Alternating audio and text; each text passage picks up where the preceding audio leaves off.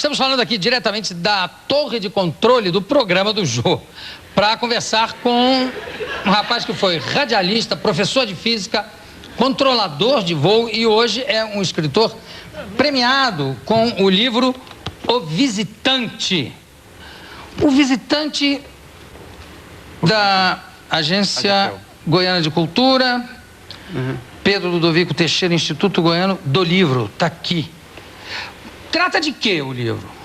O livro, Jô, é uma brincadeira que eu fiz, pode-se dizer assim, porque é um romance onde um personagem, ele vive no século XX e ele tem um estremecimento no namoro dele. Então, ele ao visitar a National Gallery, Portrait Gallery, em Londres, já que em Londres a história se passa, sim, ele tem uma experiência sobrenatural frente ao retrato de Elizabeth I. Bom, Mauro Araújo, eu acabei não dando o seu nome, Mauro Araújo, escritor premiado do livro. Você já teve alguma experiência semelhante assim, não? Não. Até que eu gostaria, mas eu não tive, não. Nunca entrou no museu e se deparou com... Não, inclusive, ao que parece, muitos escritores, geralmente no primeiro livro, acaba sendo alguma coisa meio autobiográfica, né? É.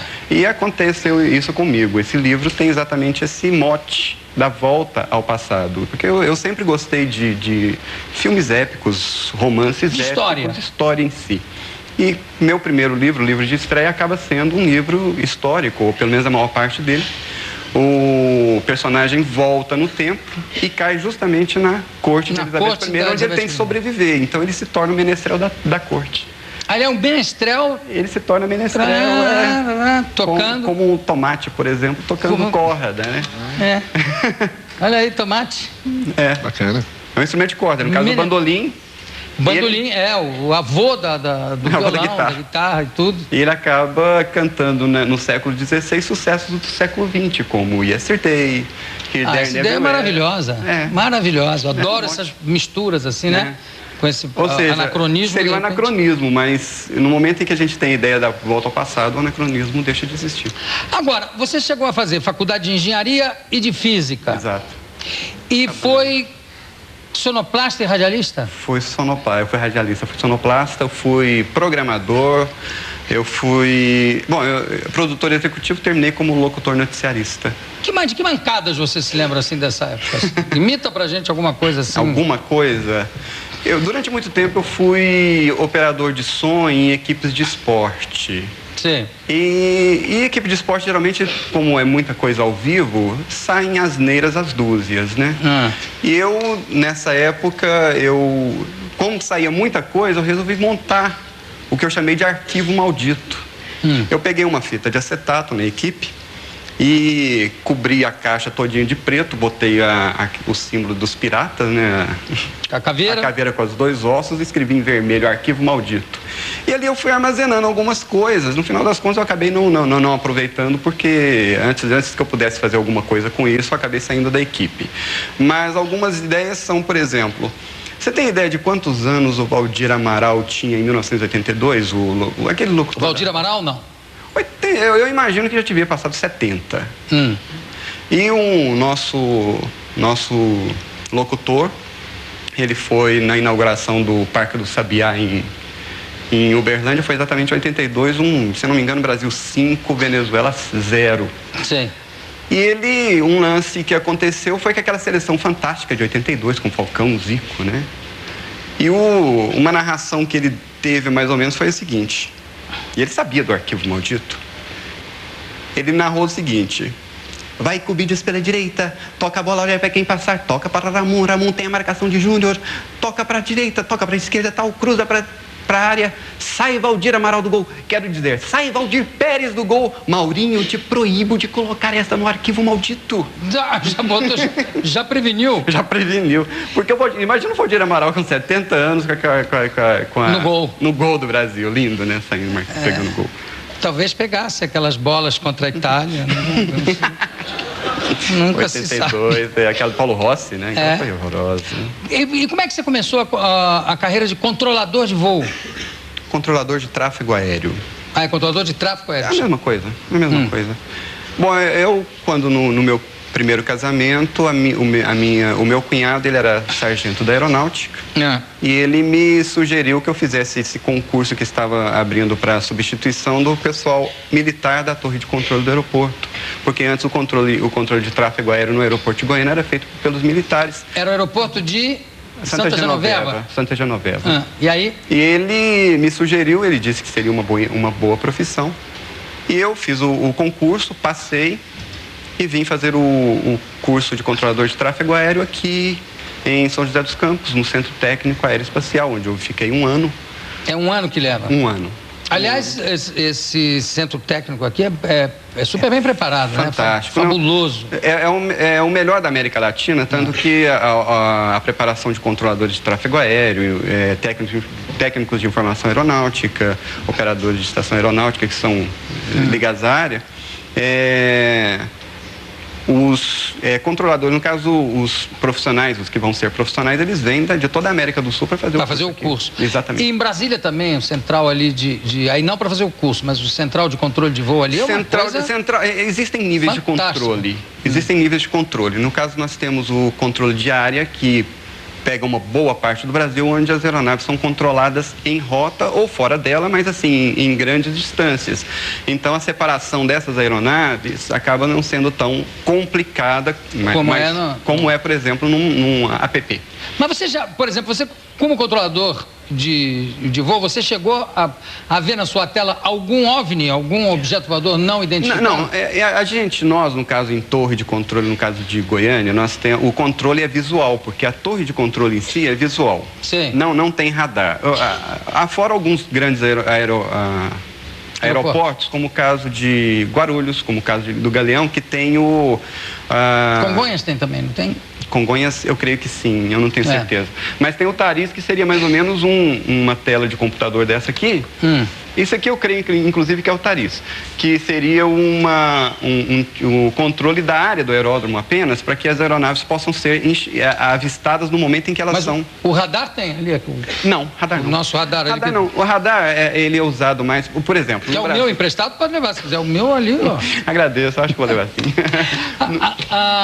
Prossiga. Como é que é a história da previsão do tempo no aeroporto de Salvador? Essa nos foi contada por um dos nossos monitores. Eu achei essa história muito boa. Diz que isso foi nos idos de 74. Então, em 74, para começar, o tráfego aéreo não era tão pesado quanto hoje. Então, quer dizer, uma aeronave pousa aqui, principalmente à noite, ela pousa aqui, outra vai pousar daqui 3 horas, mais ou menos.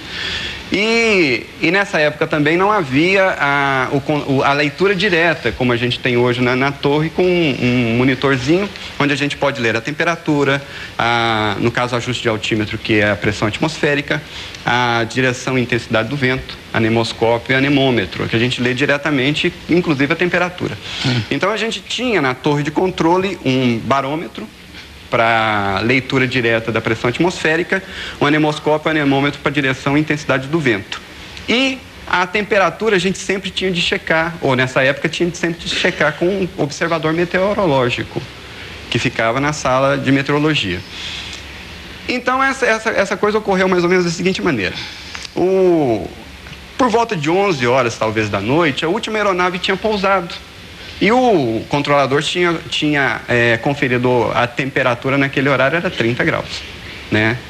E quando veio às 3 horas da manhã, chegou uma aeronave, alto, né, e tudo mais, para Salvador, ele não havia atualizado a temperatura.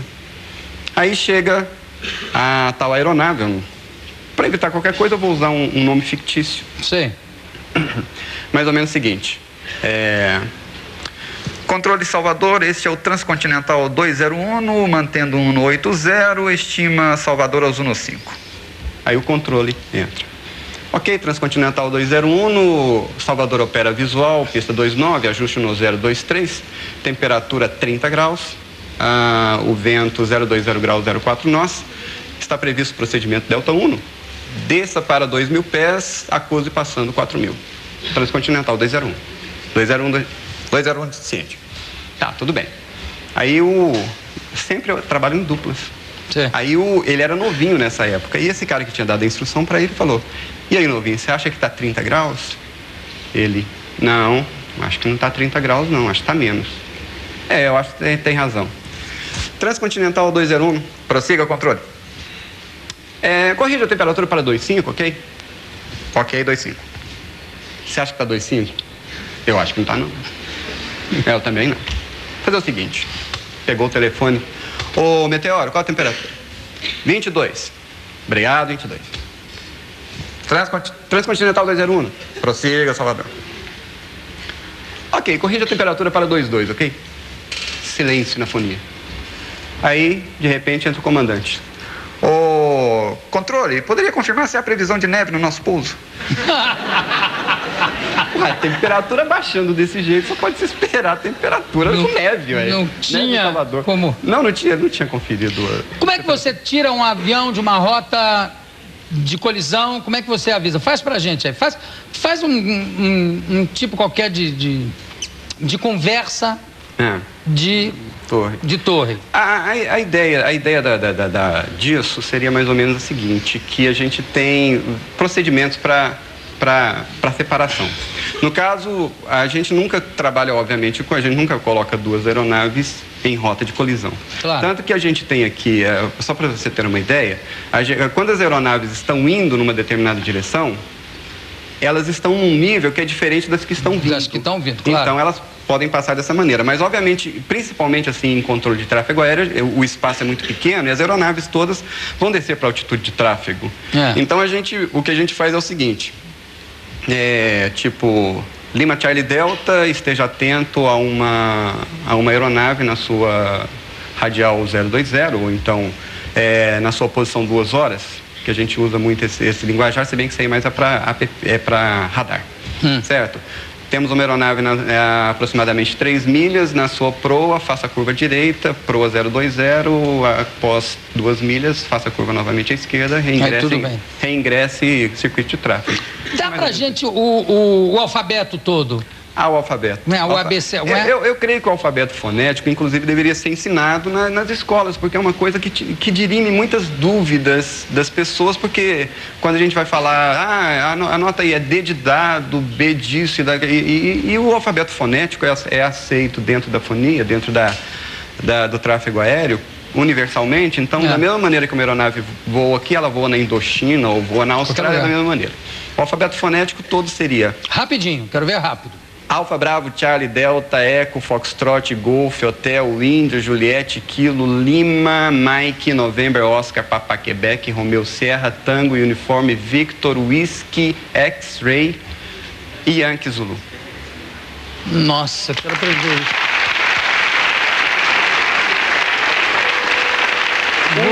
Você sabe... Eu gosto muito de voz de aeroporto, que é uma coisa que para excitar o passageiro, eu acho, né? Aquela coisa, passageiros com destino, sabe? Pelo Brasil. E sempre que você pega um avião, o portão que você vai embarcar, é sempre o último, sempre. É sempre o último. Passageiros com destino a Nova York, portão 190. O cara tá doido. Você vai parar lá no canto. Você sabe que uma vez, eu viajo muito na cabine, né? Com os comandantes, me contaram uma história em plena ditadura, que eu achei sensacional, que tinha um jovem tenente que foi pousar no galeão e fez um pouso horroroso. O avião, aquilo foi uma queda controlada. Ele... Quando parou, alguém que estava ali esperando para pousar falou, que pouso de merda. Aí o tenente, e ninguém, não tem como saber quem foi, né? Mas o tenente, em vez de levar na esportiva, falou, controle, identifique quem foi. E aí o controle sabe que ninguém vai se identificar, diz, por favor, identifique-se, por favor. Que mensagem foi essa e tal? Aí o cara repetiu, pois não, merda, Mike, Eco, Romeu, Delta, Alfa, merda. O tenente enlouqueceu, disse, eu não saio daqui sem saber quem foi e tal. Aí o cara do controle, para terminar com o assunto, disse assim, olha, o tenente, me parece que a mensagem partiu de uma aeronave da Aerolíneas Argentinas. Porque aí jogava o negócio para outro país, limpava a barra.